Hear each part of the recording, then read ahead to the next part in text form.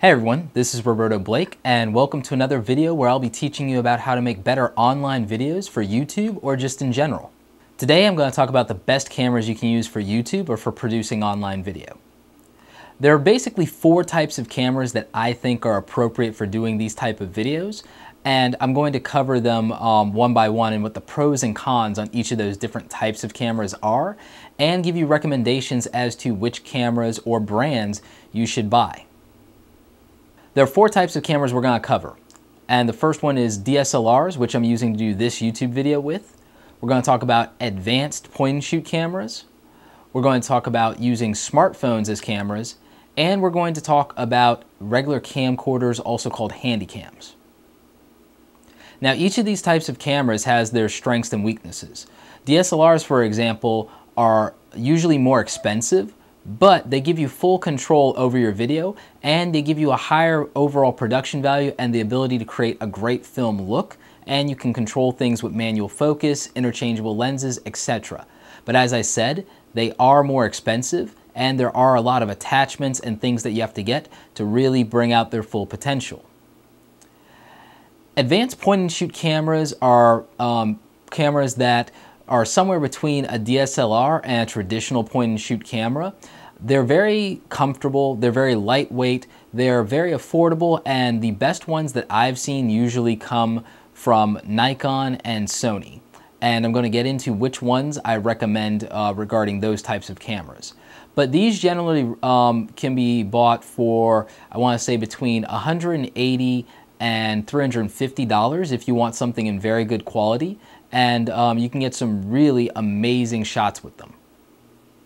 As far as smartphones go, I think you guys probably know which direction I'm heading with this. I'm going to be focusing on Apple and Android smartphones, and you probably already guessed that I'm going to be talking about the newer models of those.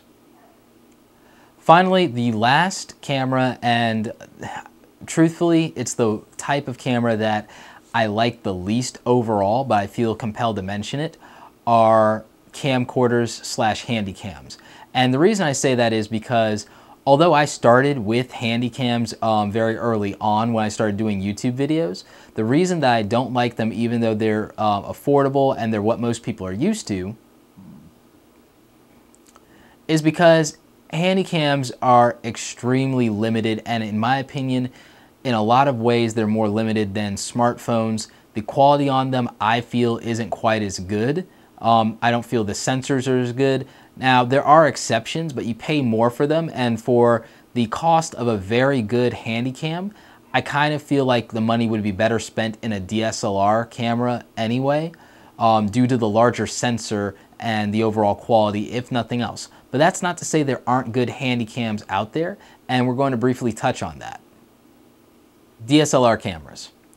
Now, as you know, since I'm shooting this on a Nikon, I have a predisposition toward Nikon. And that's because I started with Nikon for DSLR photography some years back in, I want to say, in 2006, 2007.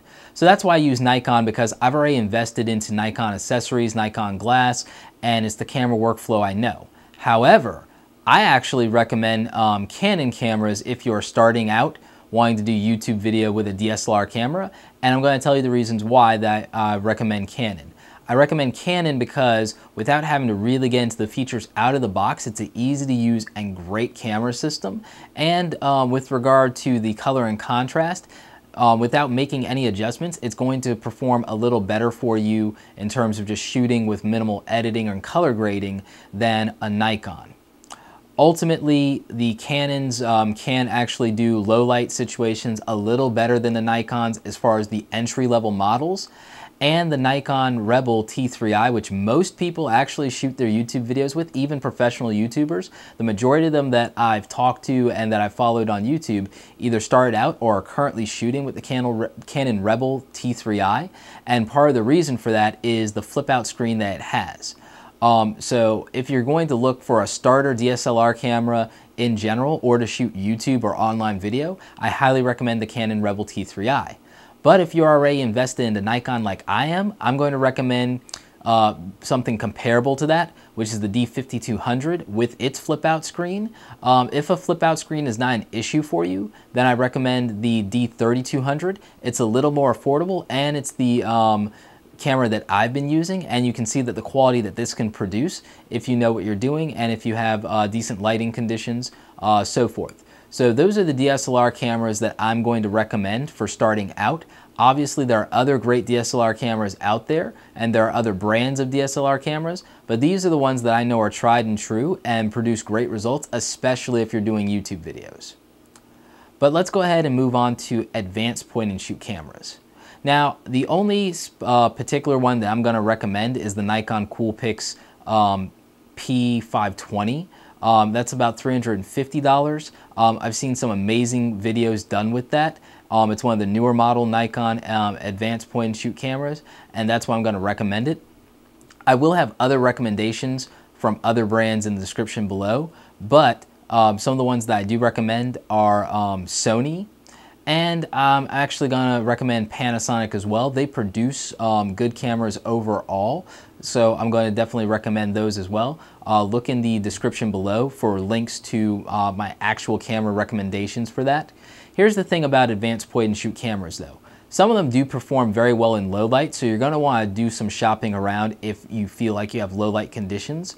You'll also want to make sure you understand what their zoom capabilities are and talk to people who've used them about the autofocusing. Autofocusing was one of the things that I don't like about Handycams and about some of the smartphones, but I'll get into that in a minute. But one of the advantages of advanced point and shoot cameras is they're not complicated to use, they're lightweight, they have many of the same features as a DSLR camera, but they're a lot easier to use and they're cheaper, and you don't have to worry about interchangeable lenses. So that can be very handy. Interchangeable lenses on a DSLR are an advantage in some cases, although they are more expensive. But they do give you flexibility, and you can get some great, amazing low light shots, and you can create a film look with a lot of bokeh. So that's why I, again, prefer DSLR cameras, but if you're not ready to work your way up to that or you're doing something simple, advanced point and shoots are the next best thing, and they're the way to go for most people, and that's why I'm going to recommend them. Smartphones. Smartphones are something that you have on you all the time and are set up to shoot HD video. You can do amazing videos with the iPhone 5 and with the Samsung Galaxy S3 and Samsung Galaxy S4. There are a lot of great YouTube videos out there done with these cameras. Ferry Wong did Sandcastle Sensei using the Samsung Galaxy S3 and showed us that you can produce a great Hollywood-style YouTube video with free software and a camera that fits in your pocket. So you don't have to spend a ton of money on equipment to produce great results. So thanks, Freddie, for showing us that with that video.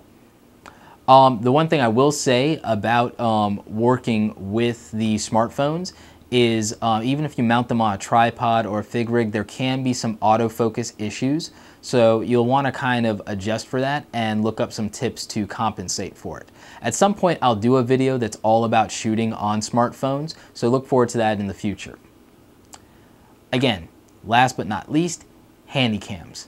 Generally speaking, I don't like using Handycams. I don't feel that they have the range of flexibility that a DSLR has. However, if you're going to use a Handycam, go ahead and use a higher tier of Handycam. Use a Sony Handycam, use a Canon Handycam, or use a Panasonic. Of all of them, I'm going to recommend Panasonic and Canon the most. Canon makes amazing cameras in general. They know how to work with video. They produce solid camcorders. Ryan Weber originally shot Ryan vs. Dorkman Part 1 on a Canon GL. So, you know, that's a testament to some of the great types of videos that you can produce, even for something that's more action-oriented with a Handycam. And in that way, they do excel in some ways beyond a DSLR. And in terms of portability, you could argue it either way. So I'm going to recommend, again, Canon, Panasonic, and Sony as far as Handycams, and look in the description below for some specific models that will fit your needs. But it's 2013, and these are my recommendations in terms of cameras that you can use for YouTube.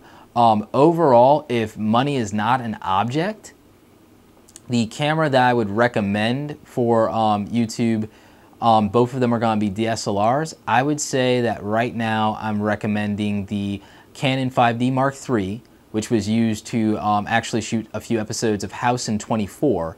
And I'm also going to recommend a Nikon equivalent to that, the Nikon D600 or the Nikon D800. Both of these cameras are a little more affordable than the Canon 5D Mark III and produce comparable results. If you're going up to the highest ISO range on them, the Canon's going to perform a little better. But again, Nikon glass is cheaper overall, and so are the Nikon camera bodies. But again, there are some advantages to shooting on Canon, so go ahead and give Canon cameras a try. If you feel like you can afford the extra investment, they produce some quality results. Well, that's it for this YouTube video. If you guys have recommendations on cameras that people should be using to produce YouTube videos and online videos in general, please leave that in the comments. Don't forget to look in my description for some more recommendations on cameras overall. And I guess I'll see you guys on the next video in the series. Thanks for watching.